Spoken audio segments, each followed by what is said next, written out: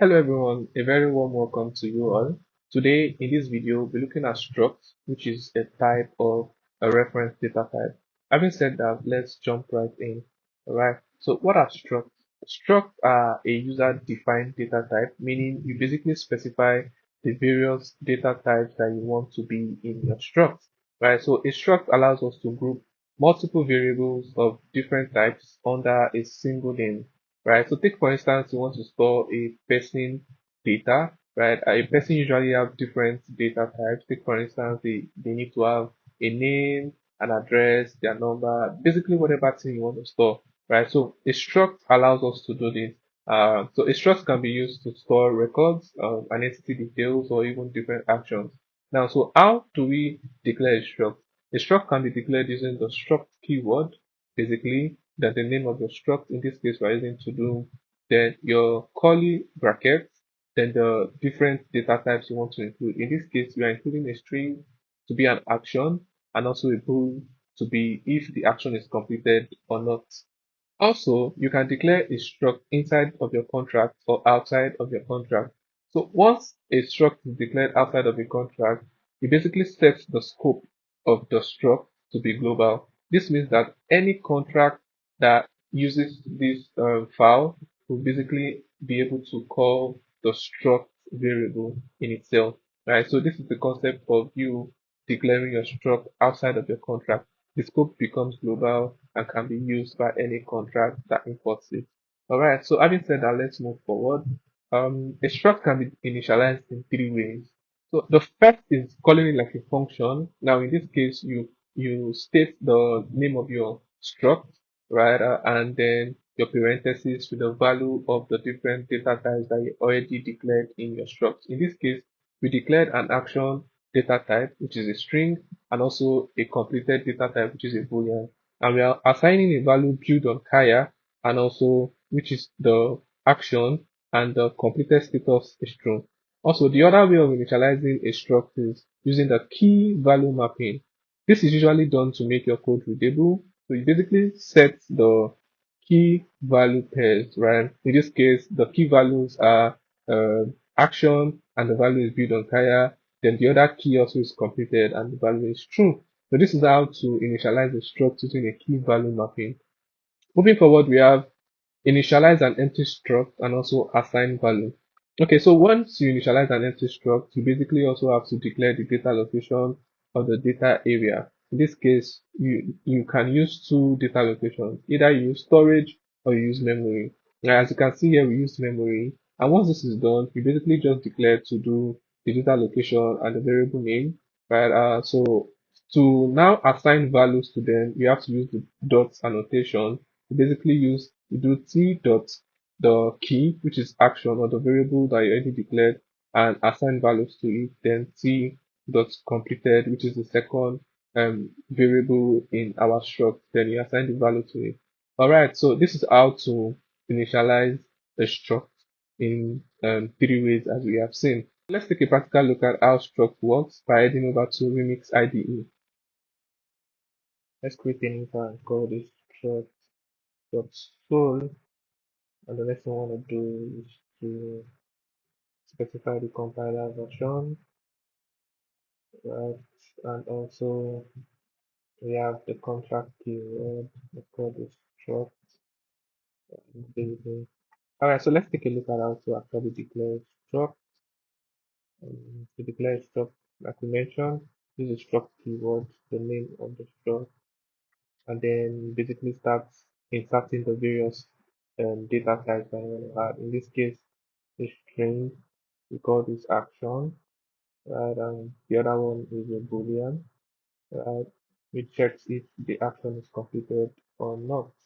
Okay, so now let's explore the different things we can do with structs. Okay, so the first thing we want to do is let's assign values, right? Okay, so to assign value, let's create an array of structs, then call this to do, and very quickly we look at the various um, methods to initialize the struct. right? So the first one is um, calling like a function, right? So let's do that. Let's function assign text one. Let's call this public. So basically, we have to pass in two things, which is action and also completed. Now string the name. Let's call this action and also um, bool, boolean. Let's call it completed. Okay, so now that we have initialized that, so because this is an array of struct, to add value to them, we basically use the push member, and let's call the to do struct. So we wrote the struct name, which is this, then we call the parentheses and basically just set in action and also just insert completed, right? So this is the first way. The second way is key value mapping, right? And I kind of mentioned that you use this when you want to make your code more readable. Basically, let's call this account struct 2, and yes, so let's make this key value mapping. So what I want to do is use your square, sorry, your curly braces or your curly bracket. And so the first data in to do is action, which in this case acts as a key. Now the value is going to be action. The next is going to be the next data type, which is in this case boolean, and the value is going to be completed. Right. So this is the second way of initializing a struct. All right. Okay, so the last way of initializing a struct is by initializing an empty struct, right, and assigning values to it. Let me call this um, three. So what we want to basically do is let's call this three and call this action, right? String memory and do completed. And what we want to do is this is string, sorry, string, and then yeah, probably we can set it secure also. So basically, what I want to do now is basically call the to do and set a data location. In this case, let's use memory and set the variable name to t. So the next thing we'll do is we say t, we use the dot annotation, t dot action equals action. Then we say t dot completed equals completed. So now we have our structs all initialized using the three methods that we talked about in the previous slides. Alright, so also we can do something like say setting our struct to a state variable to do, then say to do or we basically give this sorry a new name to t and or to do yep. So now let's assign a value to this public. So let's basically just copy this guy here and pretty much it. And so what I want to do is say to do dot, which is what to do, that's to do two dot action equals action and to do two dot completed equals completed. Right. So just like we did here, we specified the data location to the memory which exists when this function is being called. But for this one, this is being stored to a state variable.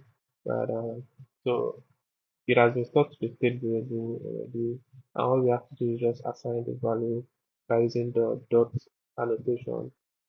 Alright, so very quickly, having said that, let's quickly set this to public, right, and also this, uh, um, so we can automatically get getter function for them. Alright, so let's deploy our struct contract, and now let's see how that works. So the first part is assigning to the to-do restored to the state variable, which is to-do2. Right, so once we call to-do2, it returns the actual default value. Right, so for a boolean, it's false. For a string, it's empty string. Right. All right, let's quickly take a look at how to assign values to the to-do state variable to-do2. All right, so let's check. The default is still empty string and false, and let's quickly assign value to be build Kaia. Then we have this step for true. Let's try that. When we check the value, we have build on Kaia set to true. Okay, so let's take a look at the to do array and the various methods at which we initialize our structs in our array. So the first method using the function method, we call this build on Kaia and set this to true. Okay, so when we try to check the index 0, we have build on Kaia and true. Now let's try to use the second method. Let's call this build a unicorn on Kaia. Let's set this to true also. So let's check the first index of second item. So yeah, we have build a unicorn on Kaia set to true. Alright, so that's pretty much it. In this video, we explained the concept of structs and also how to initialize a struct using the theory methods, basically, and also a practical example of how structs works. Alright, so thank you very much for watching, and see you in the next video.